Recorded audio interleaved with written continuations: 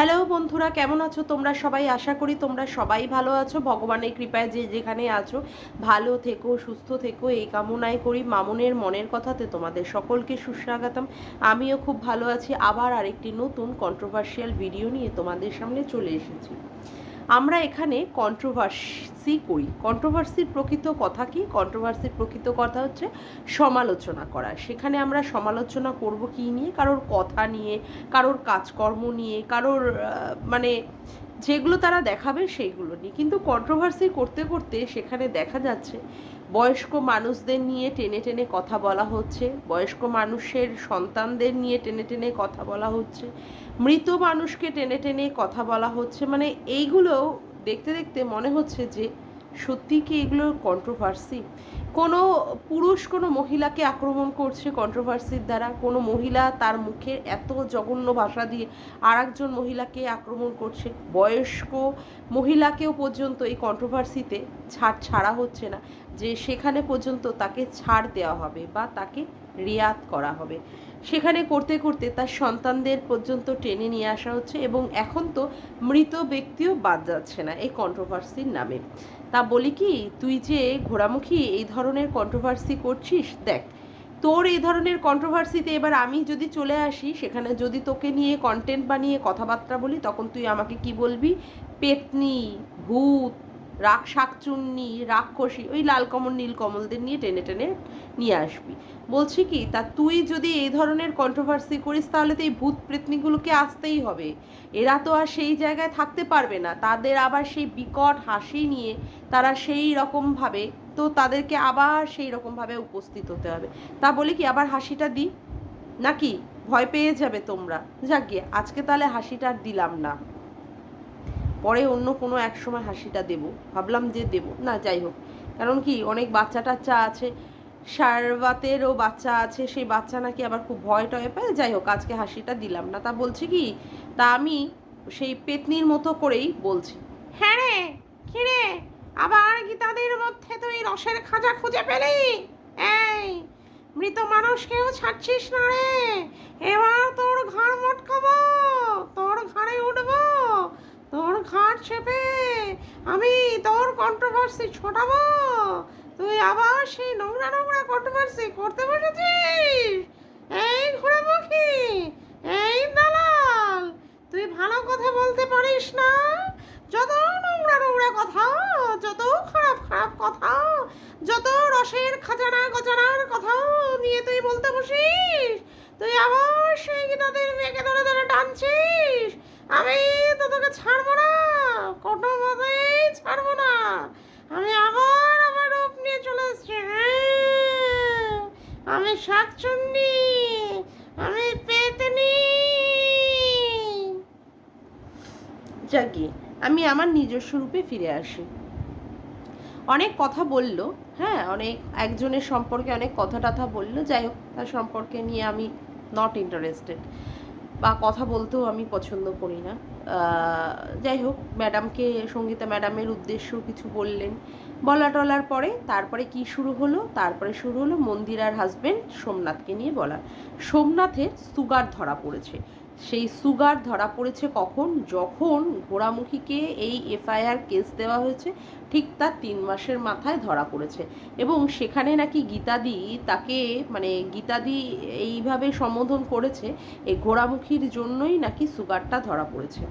এখন ঘোড়ামুখীর তো গায়ে লেগে গেছে, ওই যে বললো না, পড়লো কথা হাটের মাঝে, যার কথা তার বুকে বাজে।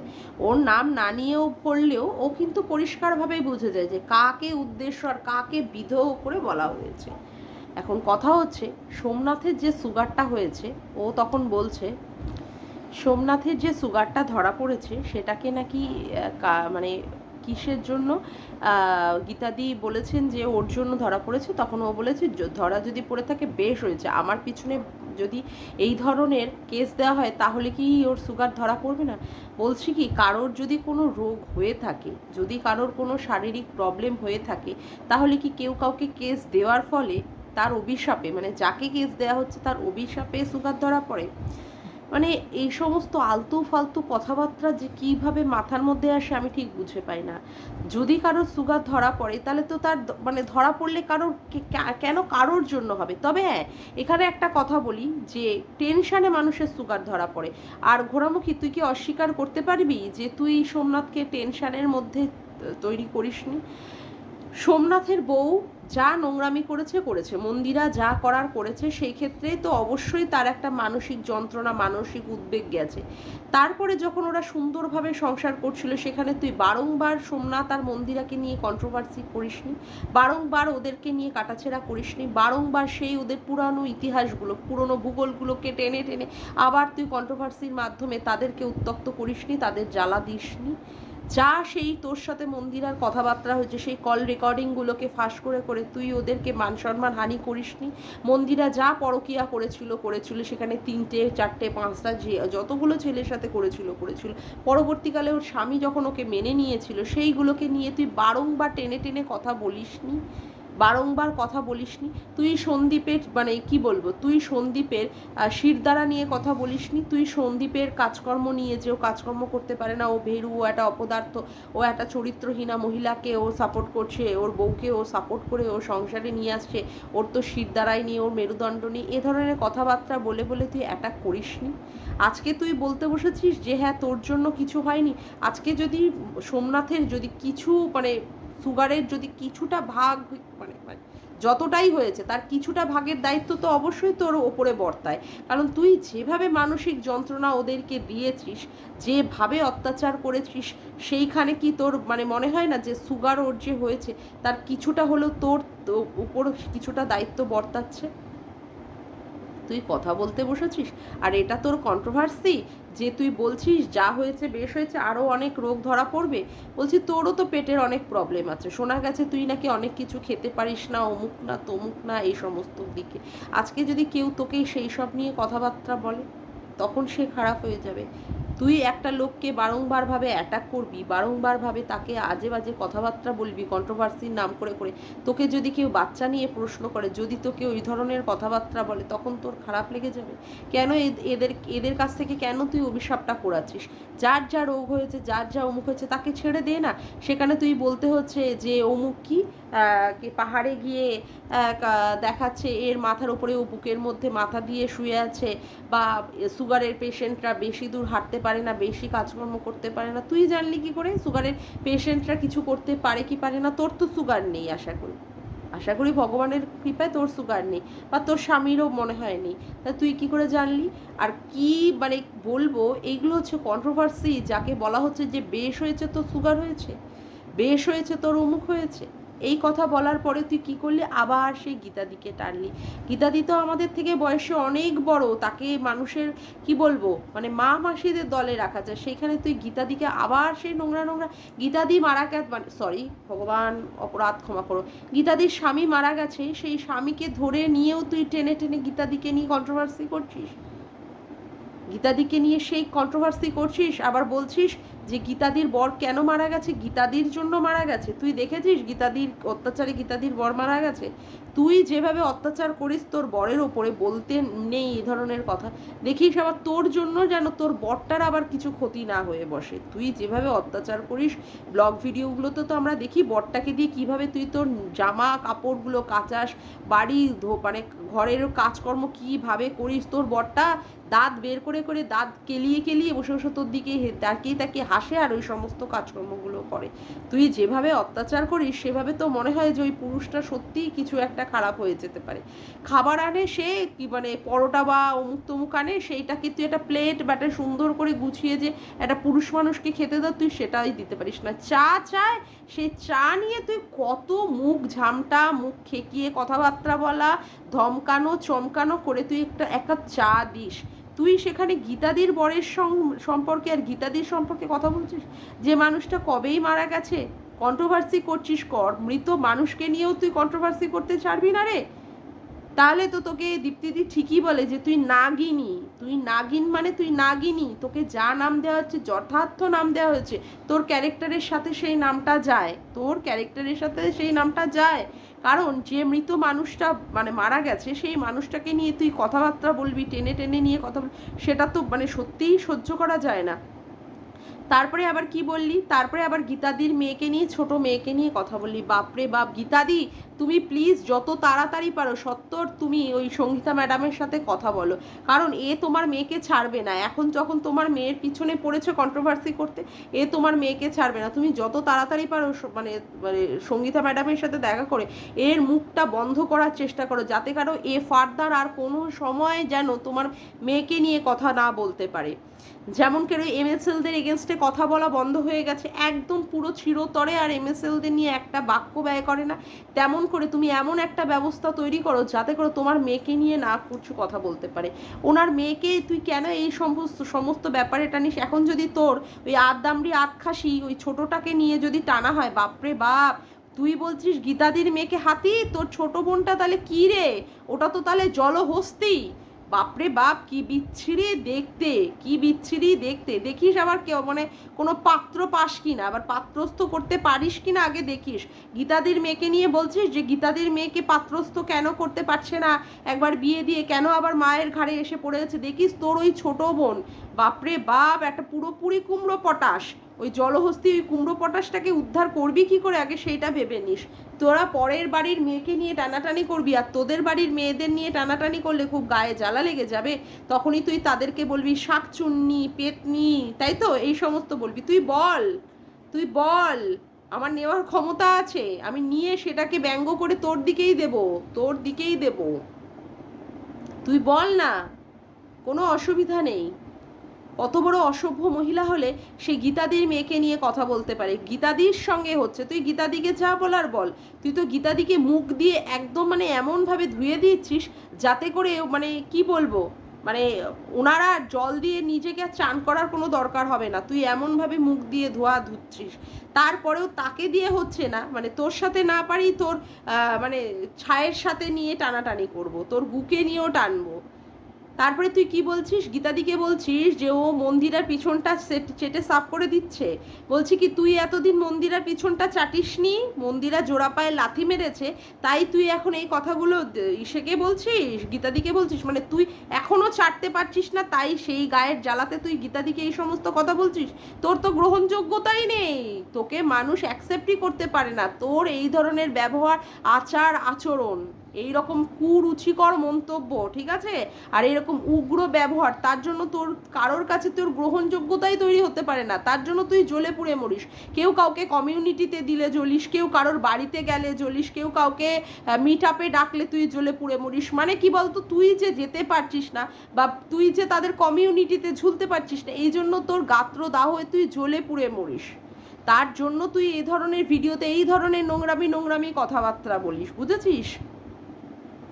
এর ফল যে তোর কত খারাপ হবে মানে সে তুই ভাবতেও পারছিস না। তুই এরকম ভিডিও করে করে যে টাকা ইনকাম করছিস সেই টাকা তো তোর সব টাকাই তো চলে যাবে কেসের পেছনে। তুই কি খাবি রে, কি খাবি? তোর তো বরের পয়সা দিয়ে তোর তো জল গরম হয় না।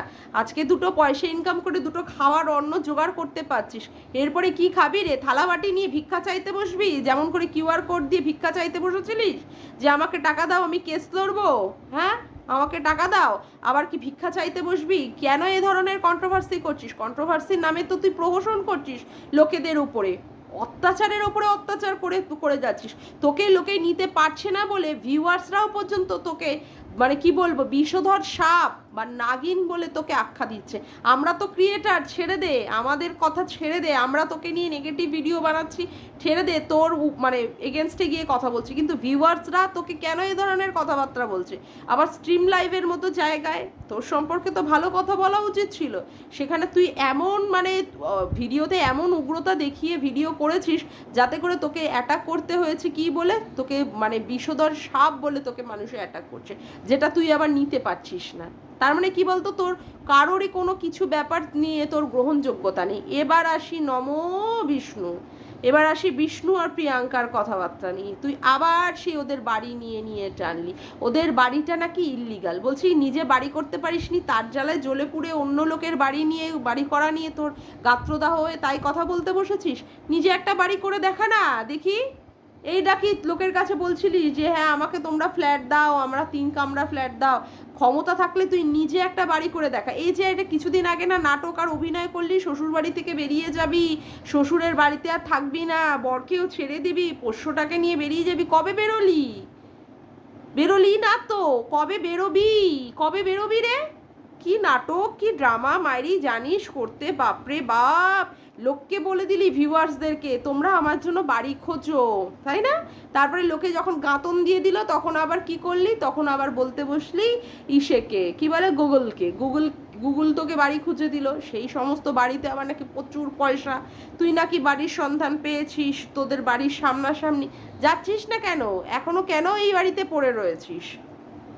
তোর এগুলো সব ধান্দাবাজি, এগুলো সব ভিউজ কামানোর তাল। এগুলো লোকে সব বুঝতে পারে যে তুই কত বড় ছলনাময়ী আর কত বড় অসভ্য আর জানোয়ার মেয়ে ছেলে। কথা বুঝলি? যে আবার তুই ওদের পিছনে লেগেছিস বিষ্ণু আর রিয়াঙ্কার এগেনস্টে, বুঝেছিস? কি বলছিস? তোর এগেনস্টে ওরা মানে স্টেপ নিয়েছে, তোর এগেনস্টে মন্দিরাদের সাথে মনে হয় এক হয়ে তারপরে এই স্টেপটা নেওয়া হয়েছে। তুই এমন কাজ করছিস কেন যাতে করে সবাইকে তোর এগেনস্টে চলে যেতে হচ্ছে? এত ভাই ভাই ভাই ভাই মারালি, ভাইয়ের স্ট্রিম লাইভে উঠলি, ভাইও তারপরে আবার তোর এগেনস্টে কলা দেখিয়ে দিল, শশার কলা। এ বাবা, এ রাম রাম রাম রাম রাম রাম, ছি ছি ছি। এ বাবা, ভাইয়ের সাথে গেছিলিস না কলা টলা নিবি বলে? হ্যাঁ, ভাই তো পিছনে ঢুকিয়ে দিল কলা। ভাই আবার পাত্তা দেওয়া, মানে বিনা পাত্তা দেওয়া শুরু করে দিল। এ রাম, সি ছি বাবা, কি অবস্থা রে তোর। কোনো জায়গায় গ্রহণযোগ্যতা নেই। এই যে যাদের কমিউনিটিতে ঝোলাতিস না, দে দুল দুলে দুল্লু দুল্লু দুল্লু দুল্লু দুল্লু করে দোলাচ্ছিলিস না, এই যে গৌমিতা চুনা, এরা আবার তোর এগেনস্টে কি করছে? মানে নেগেটিভ ভিডিও করছে। আমরা তো প্রথম থেকেই তোর এগেনস্টে নেগেটিভ ভাবে ভিডিও করছি, এখন ওরাও কেন রে তোর এগেনস্টে নেগেটিভ ভিডিও করছে? দেখ, তার মানে তোর কোনোই গ্রহণযোগ্যতা নেই, তোর কোনোই গ্রহণযোগ্যতা নেই। এটা তোর নিজের ভিতরকার ডাইনি রূপের জন্য, বুঝলি? এটা তোর ভিতরকার ডাইনি রূপের জন্য। তুই কোনোদিন নিজেকে শুধরাতে পারবি না, কোনো দিন তুই ভদ্র ভাষায় ভদ্রভাবে কন্ট্রোভার্সি করতে পারবি না। তোর প্রত্যেক সময় ওই অ্যাটাক করতে হবে কাকে? গীতাদিকে, মন্দিরাকে, ঠিক আছে, সন্দীপকে। হ্যাঁ, এইভাবেই তোদের মানে ওদেরকে তোর অ্যাটাক করতে হবে, না হলে তো তুই খেতে পারবি না, তুই তো খেতে পারবি না। যাই হোক, তুই এ ধরনের কন্ট্রোভার্সি যেগুলো করছিস, আজকে যদি বিষ্ণু আর রিয়াঙ্কা ওরা যদি দেখিয়ে দিতে পারে যে ওরা লিগালভাবে বাড়ি করছে, তারপরে ওরাই যদি আবার তোর এগেনস্টে কেস করে, নিতে পারবি তো? আর কত কত কেস নিবি তোর পিছনে? আর কত কত কেস ঢোকাবি রে? পোড়ামুখী, বাদরমুখী, ছুঁচোমুখী, ঘোড়ামুখী, আর কত নিবি? কত নিবি? এইগুলো যদি আমি বলি তাহলেই তোর পিছন ফেটে তক্তা হয়ে যায়, তাই না? নিতে পারিস না, ওই জন্যই আমাকে কি বানিয়ে দিয়েছিস? শাকচুন্নি, পেতনি। বাবা, ভালোই বলেছিস, বল, কোনো অসুবিধা নেই। প্রত্যেক দিন তোর ঘাড়ে উঠবো আর চাপবো আর তোকে এইভাবে বসে বসে গাতন দিয়ে যাবো, ছাড়বো নাকি? তোকে শুধরিয়েই ছাড়বো, তোর ঘাড়ে উঠে উঠে এইভাবে তোর উপরে শুধরিয়েই ছাড়বো, যতক্ষণ না তুই ভালোভাবে কন্ট্রোভার্সি করবি। তুই কন্ট্রোভার্সি করছিস না, কন্ট্রোভার্সির নামে প্রহসন করছিস, প্রত্যেকটা লোক তোর এগেনস্টে খেপে যাচ্ছে, তোর ভিউজ পর্যন্ত ডাউন হয়ে যাচ্ছে, তোর ভিউজে পর্যন্ত ডাউন হয়ে যাচ্ছে। আবার নববিষ্ণুকে নিয়ে বলতে বসিস একটা বাড়ি করে দেখা, যে হ্যাঁ আমি 2 কামরা, তোকে 2 কামরারই আমি একটা ফ্ল্যাট বানিয়ে তোকে দেখাতে বলছি। তুই তো ইনকাম করছিস, তা সেটা করে দেখা, তারপরে বড় বড় ডায়লগ মারতে বসবি। অসভ্য, বাঁদর, ছুঁচো, পাঁচই মহিলা কোথাকারে একটা। যাকগে, আজকের মতো ভিডিওটা আমি এখানেই শেষ করলাম। আমার ভিডিওটা যদি তোমাদের ভালো লেগে থাকে তবে অবশ্যই একটি লাইক করো, কমেন্ট করো, শেয়ার করো, আর চ্যানেলটিকে বেশি বেশি করে সাবস্ক্রাইব করে রেখো, আর অল নোটিফিকেশান বেলটিকে অন করে রেখো এরকম নতুন নতুন ভিডিও পাওয়ার জন্য। আজকের মতো আসি বন্ধুরা, আবার দেখা হচ্ছে একটি নতুন ভিডিওর সাথে। Bye, tata.